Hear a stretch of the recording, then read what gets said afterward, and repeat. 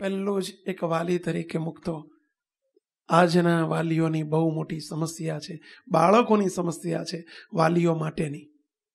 અમે આજે હજારો બાળ મંડળો ચલાવીએ છીએ. બાળકોની સાથે મેં બહુ જ, તમે તો 2-4 બાળકોના સાનિધ્યમાં હશો.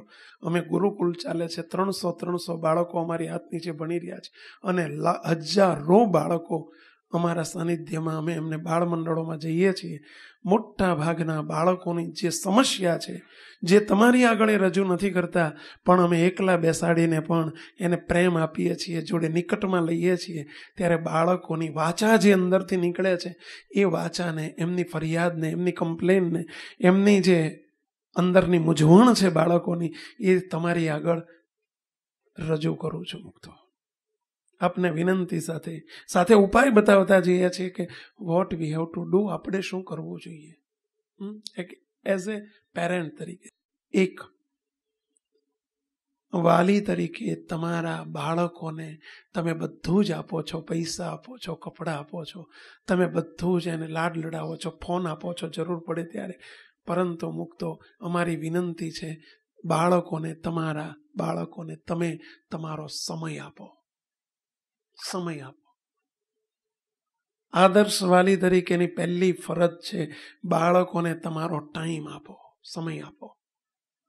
આજના બધા બાળકોને મોટામાં મોટી ફરિયાદ છે કે અમારા પિતાજીને કે અમારા વાલીને અમારા માટે સમય નથી. આ બહુ મોટી કમ્પ્લેન છે. આ એમની જ વાત હું તમારી આગળ પહોંચાડું છું. ફક્ત બાળકોને માટે સમય આપો. તમે દિવસમાં 1 કલાક 2 કલાક બાળકોને આપો. એમને તમારા પૈસાની એટલી જરૂર નથી જેટલી તમારા સમયની જરૂર છે. એની સાથે બેસો, અડધો કલાક તમારું બાળક શું કરે છે, ક્યાં જાય છે, શું ભણે છે, એની તમે કાળજી રાખો. અને એને થોડોક એની પાસે સમય આપીને એને બેસો. એના કયા કયા મિત્રો છે, એના ટીચર શું કરાવે છે, શું ભણાવે છે, ક્યાં જઈ આવ્યો, એને જે કંઈ કહેવું છે, તમને કંઈક ઘણું બધું કહેવું છે.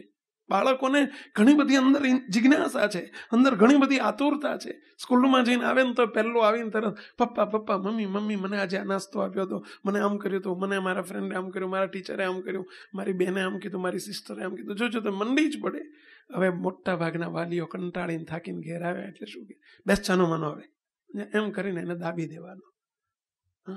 બોલકો થઈ ગયો છો તું, આવો થઈ ગયો છો, એમ કરીને દાબી દો છો. નહીં ચાલે મુક્તો. બાળકોને તમે તમારો સમય આપો, એની પાછળ કેર કરો.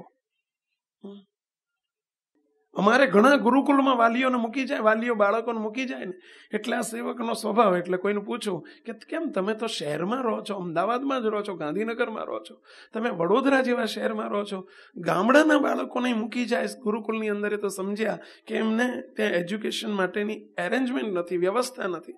તમે તો સિટીમાં છો, સારામાં સારી સ્કૂલો છે, તો તમે કેમ અહીં મૂકી જાઓ છો? ત્યારે ઘણા વાલીઓ એમ કહેતા હોય કે સ્વામી લપ જાય ને લપ, આવું કેવો લપ જાય ને સ્વામી, માથાકૂટ અમારે સ્વામી મૂકી ગયા 12 મહિને 2-3 વર્ષ રહે ને તો અમારે માથાકૂટ નહીં કેવો. મુક્તો જે બાળકને તમે જન્મ આપ્યો છે તમને લપ લાગે છે, એને માથાકૂટ સમજો છો, અને તમને આજે એના માટે સમય નથી. તો તમે જ્યારે વૃદ્ધ થશો ત્યારે તમને ઈચ્છા રહે કે મારો દીકરો મારી જોડે બેસે તો સારું. એ દિવસે એ નહીં કે પપ્પા મારો સમય હતો ત્યારે તમે મને સમય ના આપ્યો, તો અત્યારે તમે મારી જોડે સમયની અપેક્ષા કેવી રીતે રાખો છો? અત્યારે તમે એને ગુરુકુળમાં હોસ્ટેલમાં મૂકી આવો છો, પછી કાલે તમને એ વૃદ્ધાશ્રમમાં નહીં મૂકી જાય? અત્યારે તમને એના માટે સમય નથી તો કાલે એ મોટો થશે તો એને તમારા માટે સમય કેવી રીતે મળશે?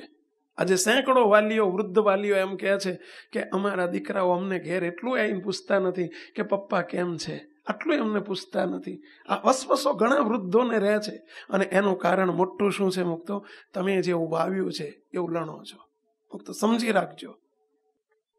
અત્યારે ખરો સમય છે જ્યાં સુધી બાળક ભણતો હોય, 18 વર્ષ 20 વર્ષનો, જ્યાં સુધી એના લગ્ન ન થાય ત્યાં સુધી મુક્તો દીકરો હોય કે દીકરી હોય, એના માટે રોજ કલાક ફાળવો.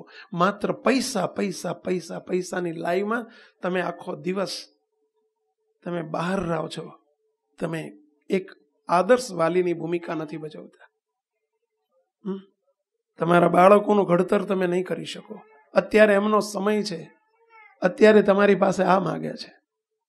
તમે બીજું નહીં આપો તો ચાલશે, ઓછું આપો તો ચાલશે, સગવડો સુવિધાઓ નહીં આપો તો ચાલશે, પરંતુ વાલી જ છો તો બાળકોની પાસે કંઈક, એમની પાસે અડધો કલાક, કલાક આપો.